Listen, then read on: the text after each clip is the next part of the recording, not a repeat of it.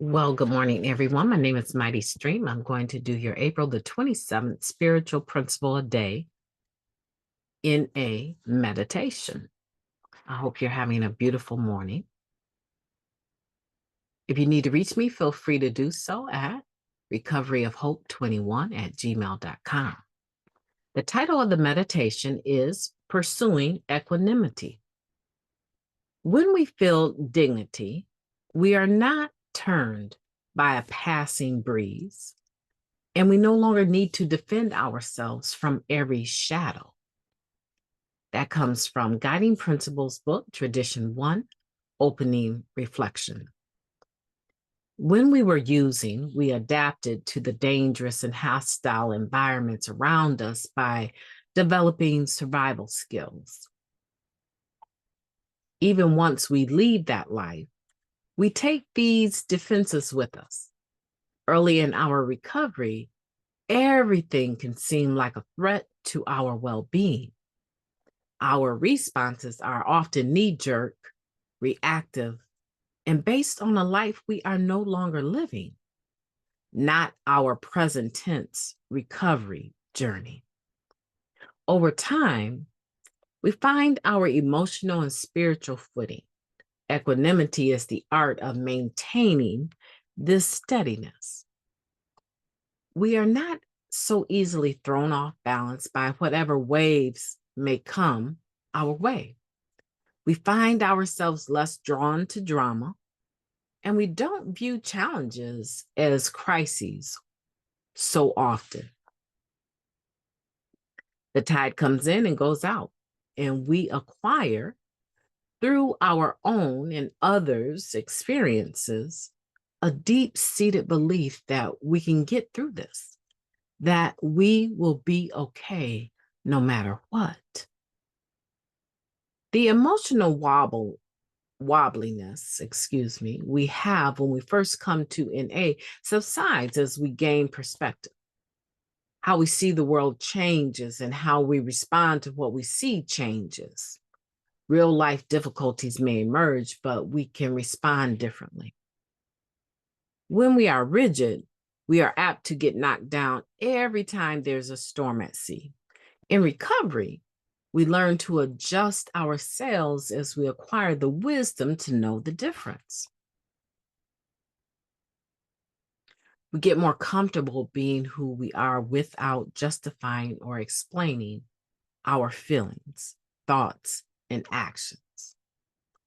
We relax into a new relationship with life and no longer need to be on guard, defensive, or reactive. Through the 11th step, we learn to pause before reacting. In service, instead of acting impulsively, we can make choices that benefit NA's common welfare. Meditation teaches us to slow down and listen. We don't have to fix everything.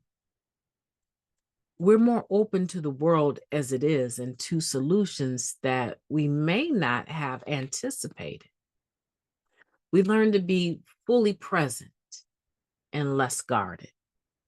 We can stand in the middle of what is. Being a part of something bigger than myself can serve as a life preserver. When I am tired of swimming, I can lean back and float. I can't always see what's under the water, but can trust my buoyancy. What a powerful meditation. Let's take a moment of silence, followed by the wee version of the Serenity Prayer. Moment of silence now, please.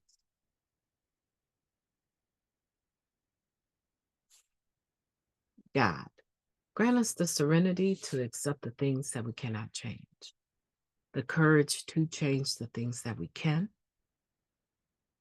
and the wisdom to know the difference. Just for today, please and thank you. Pursuing equanimity. So pursuing the ability to be buoyant, to have balance, no matter what comes my way. I am in this preserver, right? This life preserver called recovery, and it's girded up by all of these spiritual principles that I've developed along the way. So even though I can't project the future, I definitely can let the future know that I intend to be buoyant no matter what you throw my way. And I have a history of being buoyant no matter what has come my way, right? Divorces, illness, deaths, I have been able to remain in this process of recovery. And so this meditation is special. It's special because it paints a very vivid picture of how we used to react and how we react today. Now, if you are like me and sometimes you find yourself reacting in a knee-jerk manner, very reactive, if you find yourself slipping and doing what I do sometimes, because I just hate confrontation and I just want things to get better right now. Stop, breathe, and just simply say, can we talk about this later? I got a couple things going on, but I want to make sure that we talk about this when I have a little bit more time to process it. My mother taught me you don't ever have to make a decision right now.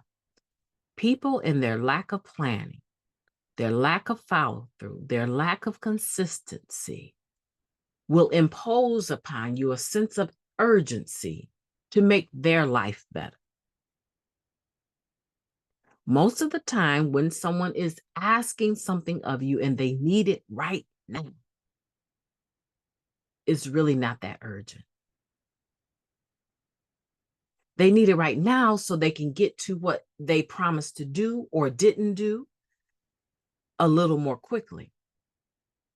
But usually that right now is not the hard deadline that they actually have. It's the soft deadline that they want to impose upon you so that they can get what they need done. And they need for you to act. Oh, she told me, always take the time to make sure that when you respond, it's the response that you can live with. And if that means that you have to tell them, can I get back to you?